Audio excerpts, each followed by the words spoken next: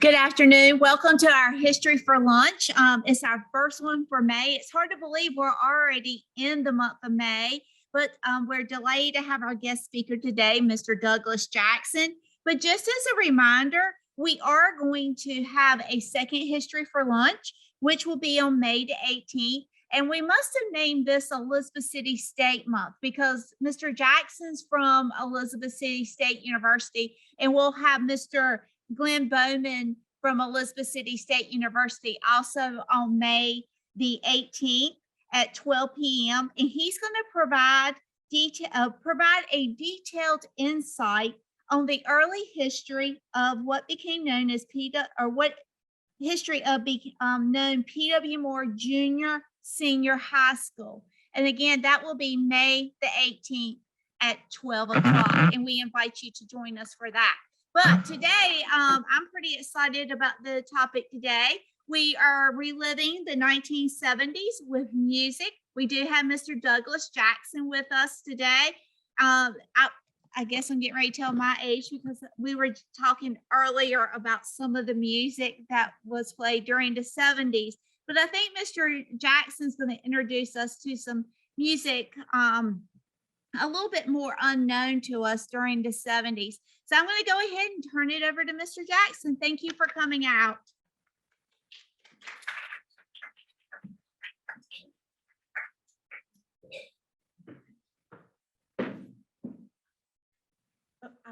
Okay, all right. Thank you, Smeeks. I think I may have done this maybe about 10 or 12 times. I was happy to come to the museum, and I appreciate Don and Lori inviting me. This is how I actually cut my teeth on lectures, and I use these lectures in my classroom, so they serve a dual purpose now. So thank you for coming, and I could not have picked an interesting day. Today is the last day of some exams I have to give, so if I seem a bit rushed, it's because I am. And at 5:30, it will all be over. I guess you can call me a product of the 70s. I don't mind telling my age. I'm 66. I was born in 1955. So I became a teenager in the late 60s and 70s. So that's when you start being familiar with all these things. So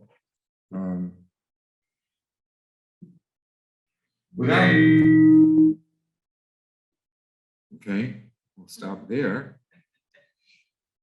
Without reading all this information to you, I just wanted to just make you aware. I think the 70s, when you think about it, we think about politics first, music second, because that was the year of the Watergate scandal. And then musically, you have the Jackson 5, you have Jackson Brown, you have Donna Summers, and you get all of these rock bands, and it just starts to get willy-nilly and musically, and it's just so much fun. And everybody, I started to get a lot of photographs, and I thought, no, you're going too far. I wanted to try to find photographs of some bell bottoms. We remember those, right? And then I said, well, maybe you should find a picture of you when you were in college, and I couldn't find my picture ID. I have an ID at Xavier University in 1974. My hair was like this. And my poor father said, you really have to cut your hair. You'll never get a job if you don't cut your hair. That was that. Eventually, I cut my hair and I have a job. And now I look at my students, are you going to cut your hair? Okay. So there were a couple of things that went on. We all remember the oil crisis and the long lines and the gas. Gas was what, $1?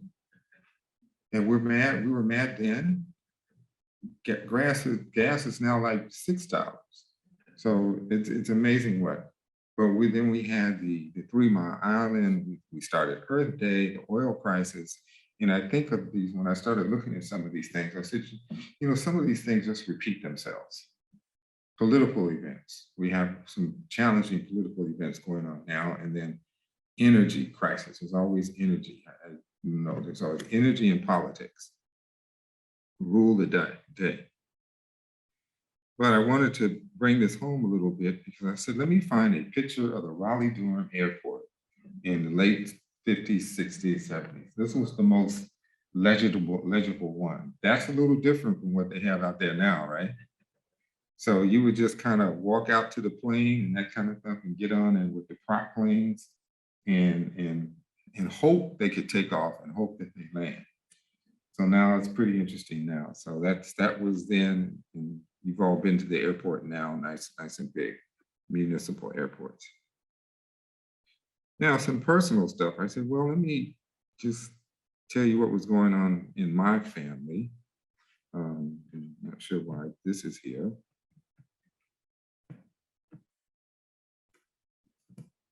There we go. So my older sister graduated from University of Washington during the 70s. My next sister graduated from Fisk University. And I finally graduated from college. I joke about that, but I did graduate in 4 years, but I was a bit of a character in college. So yeah, I tell my students I was a terrible student in college. But I was. What got me through college was I could actually play my instrument. I played the trumpet. I was good at it. The rest of it, don't ask. So you should see my transcripts.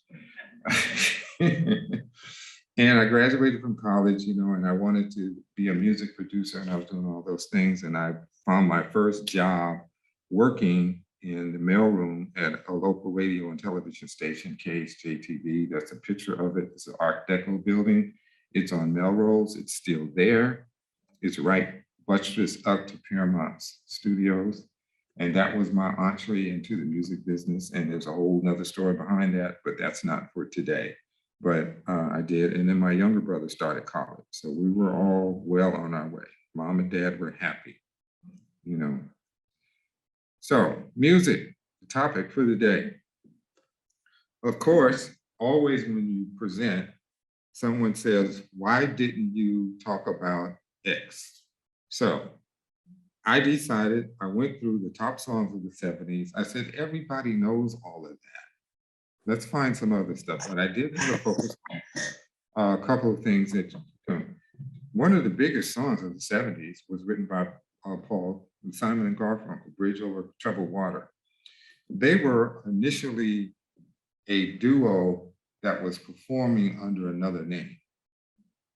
And then they began to write songs together. They were actually staff songwriters of a smaller company. And then they eventually began to jail as songwriters and performers themselves. And they ended up on television and started doing all these great things. And they wrote Bridge Over Troubled Water. And it was debuted on television.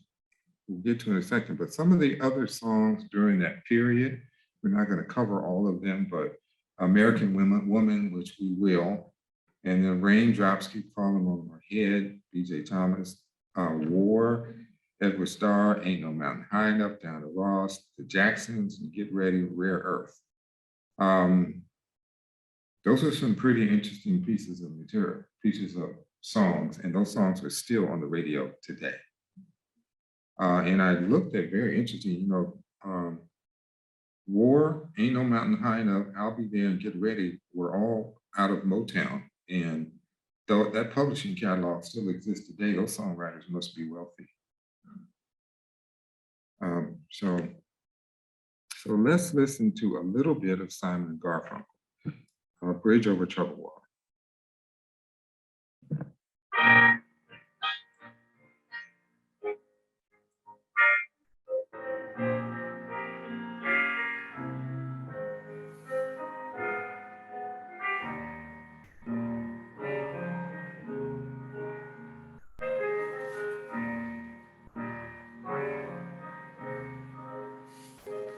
When you're weary, feeling small,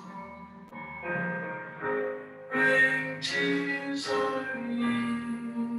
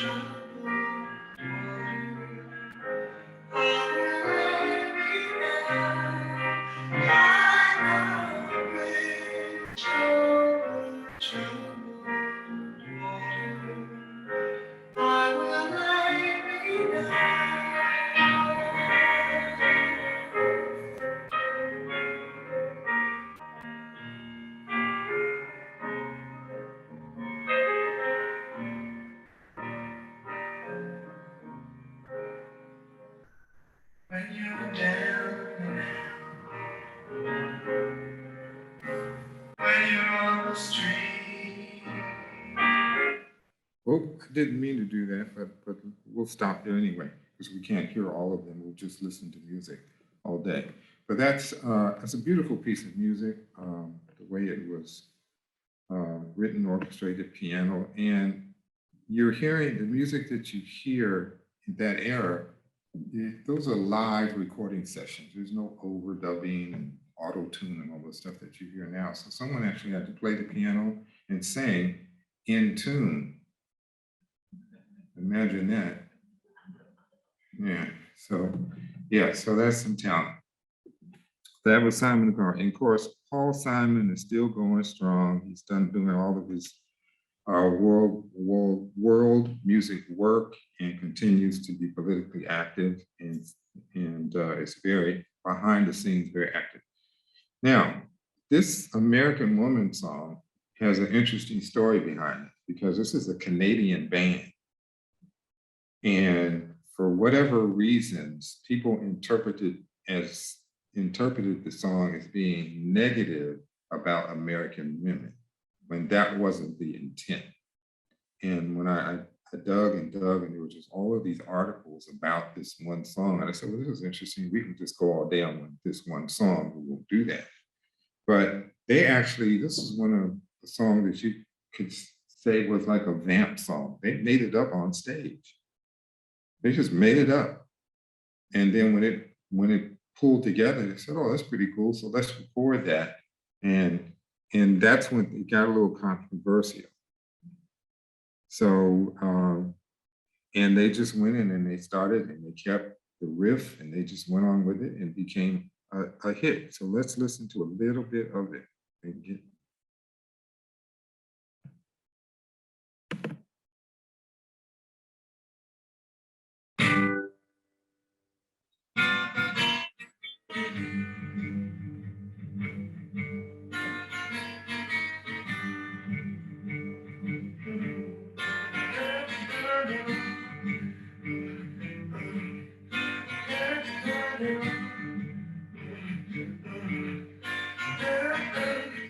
American woman, gonna mess your mind. American woman, she gonna mess your mind. American woman, gonna mess your mind. American woman, gonna mess your mind. Say M, say E, say I, say I, see, say A,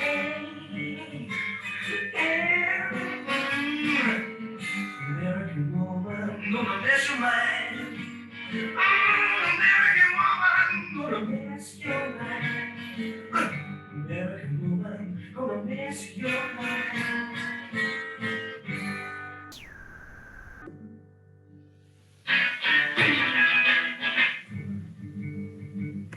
Okay, we're not going to keep that, but so it's interesting. I was listening to that now. I can see how that could have very easily turned into a jam song. So that was American Woman. They were not, he said the lyrics may have sounded like they are criticizing American Women, but they just didn't intend. This is just how it all came out.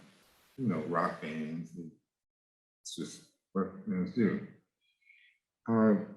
A seminal piece, we're moving more into the R&B area now, is Marvin Gaye and his unique selection of music entitled What's Going On.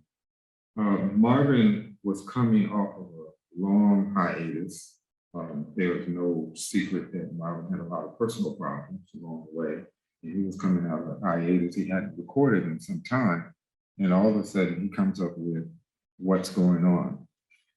I had to extract what I thought was the most important out of this, because initially, when he took this song to Berry Gordy at Motown, Berry Gordy didn't want it.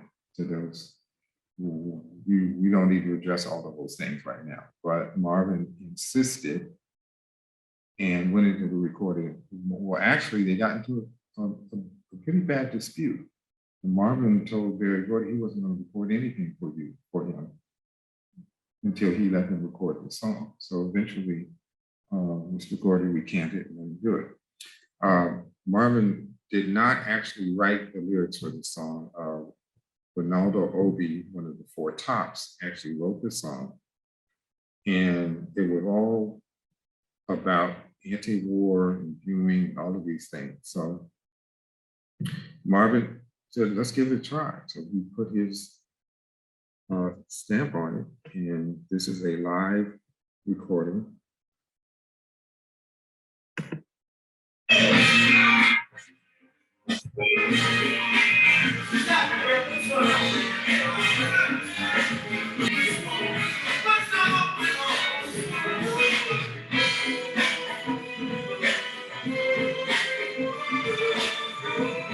Yeah, I know you want to have a big live concert now, right? You're just in the mood. Okay, I wish we could. That was a live band. You notice how the music sounds so differently? It's a live band, and that's just the good part about that era. And Marvin was known for being very tough on musicians. He got a lot out of them. You know, he demanded excellence. So what's going on? And of course, that entire album itself garnered a number of hits, but it's just one of many from that era. Okay, and I thought, okay, well, let's find another ragtag band. And I thought, Chicago, we all know them. And I started looking through the Chicago repertoire, and I thought, you know, those guys look kind of shabby. Well, they had all this long hair and jeans, and guess that's what it was a good chapter. So, Make Me Smile, 1971. A radio-friendly edit because the original recording was very long. So they had to make a radio edit, probably down to about 3.5 minutes. But their style in their appearance was of the era.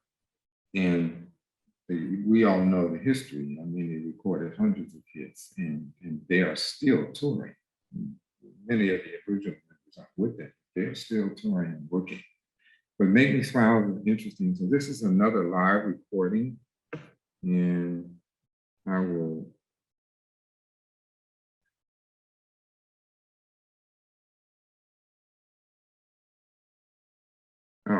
the other thing is that this was they adapted some of the lyrics from the Ballet for a Girl from Buchannon Suite. I'm not going to go into that, but they had to make it a little bit more radio acceptable.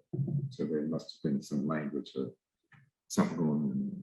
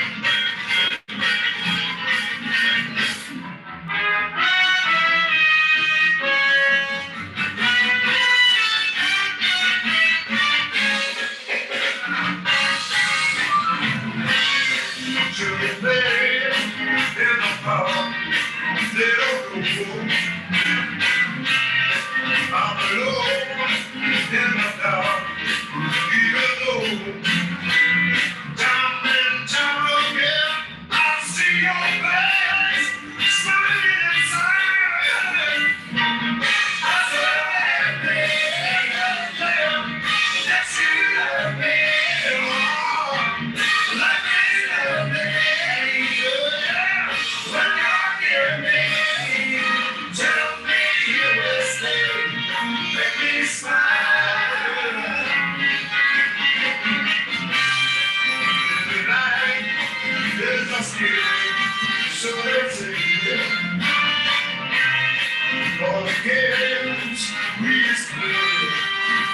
Now we made sure the Jesus said, so I'm oh, my darling, got to let you on. Little passion, when I hold you, when I sing to your tongue, just a sigh.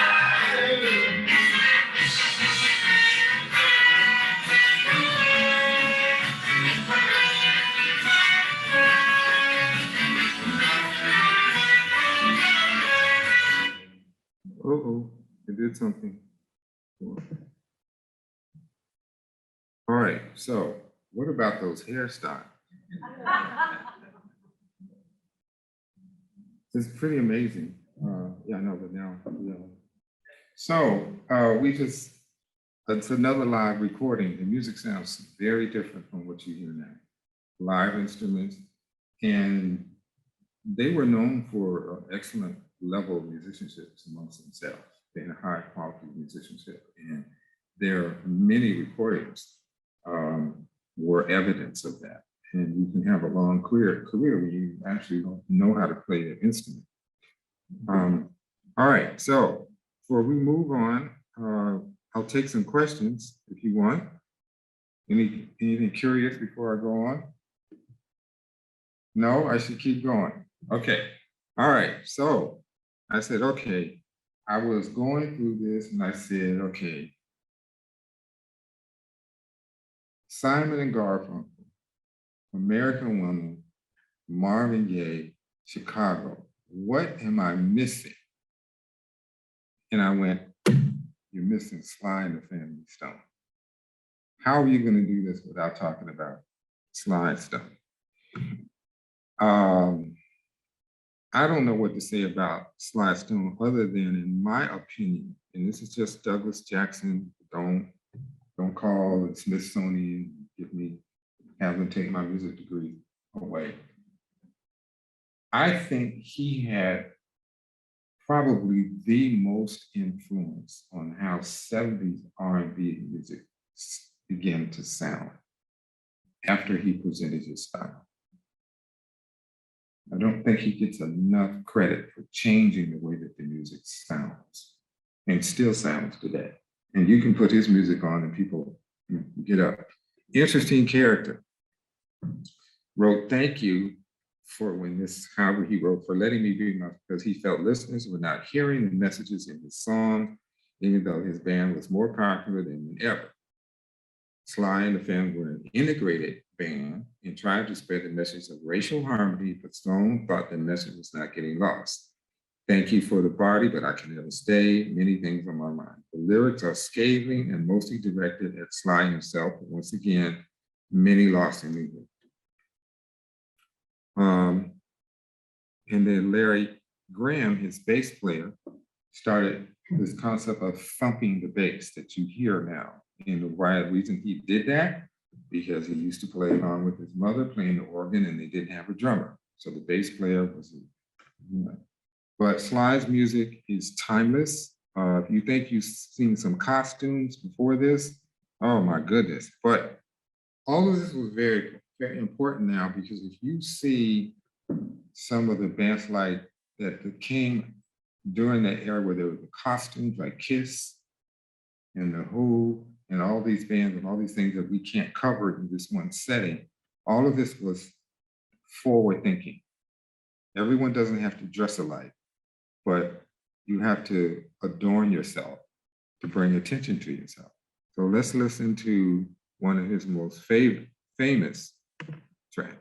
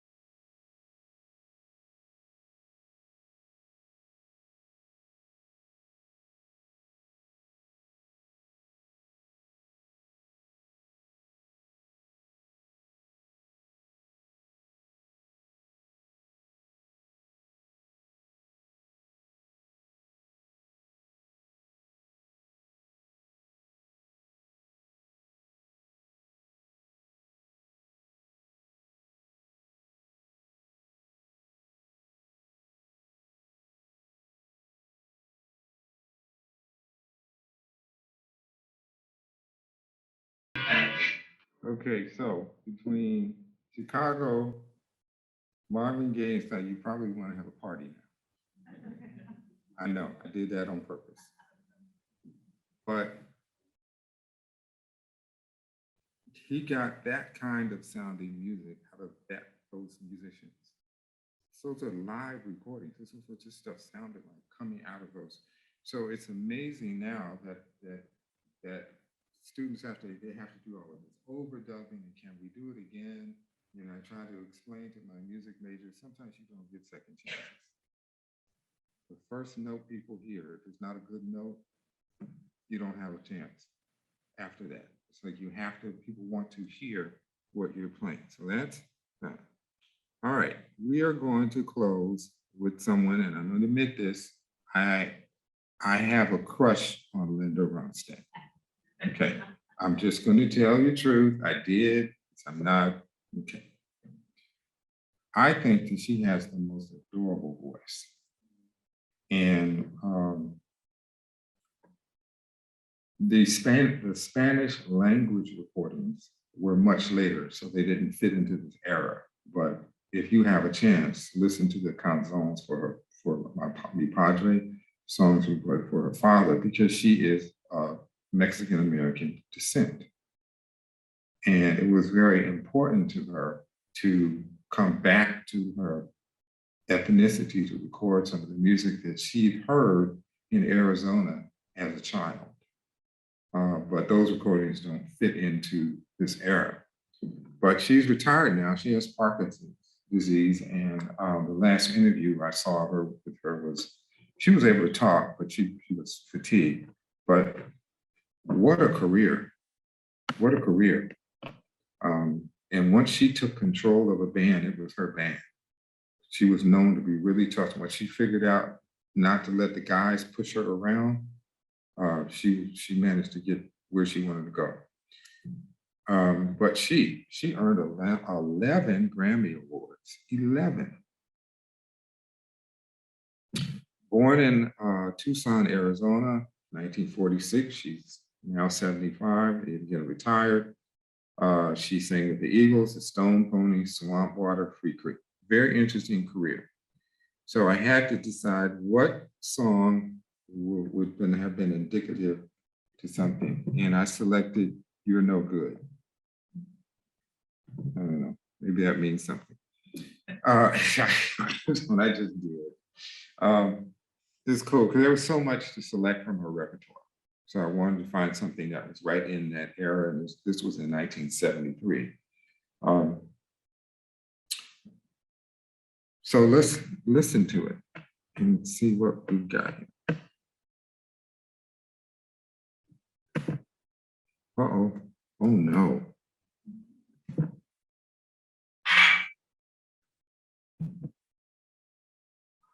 Oh no. Is this really going to happen? But what a voice coming out of that little body. Pretty amazing. But she's done some marvelous work. And if you read about her and her interaction with the music producers of the era, they just were amazed of her range, her vocal range. And then she went off for a while, and she actually was in an opera or did a play or something, and just totally different stuff, all of it. So that concludes it, my presentation, but I want to invite you to something very interesting that's coming up in June on behalf of the Museum of History in Raleigh. Now, I always go back and I try to highlight musicians that were born in North Carolina. Something came up in February for Black History Month, and I proposed that they focus on George Clinton, of the Parliament, Funkadelic fame, and all of that other 70s music. And they said, well, we like that idea, but why don't you do it in June during Black Music Month and do it for the museum? I went, oh, wow, that'd be exciting. So this is coming up on June 8th. Let me see if you can.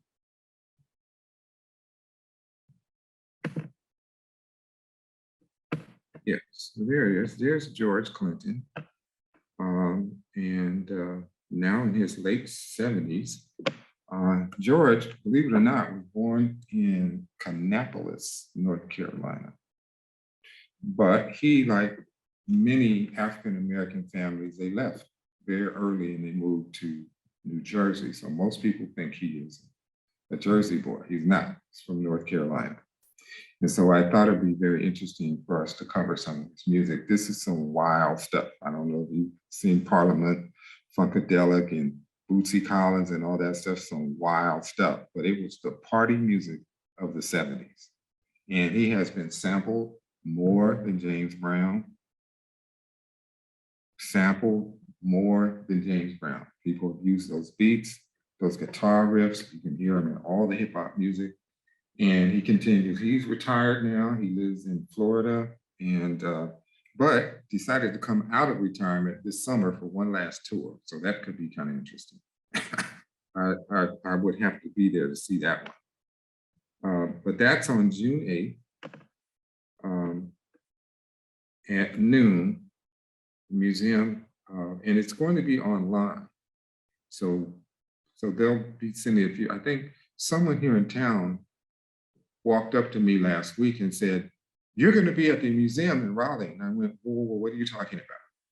And he was talking about this. So apparently people who are on the museum's mailing list are getting this information. So, but I thought I would share that with you. It's very, very interesting. The music is fascinating. So any questions before I run back to work? Everybody's okay with the 70s? Huh? I know, the 70s. I was going to dig through some family pictures because I wanted to find a picture of my sister's wedding in our backyard. And I said, no, that's going too far. That's just, that's going too far.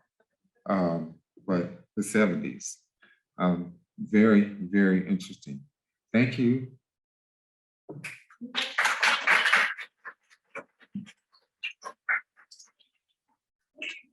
Did an outstanding job for us again for our History for Lunch. The best part about Mr. Jackson, he's just so relaxed and he's given his talks and he makes them fun. And that's the reason why we like to have Mr. Jackson here with us. But again, thank you. You're welcome.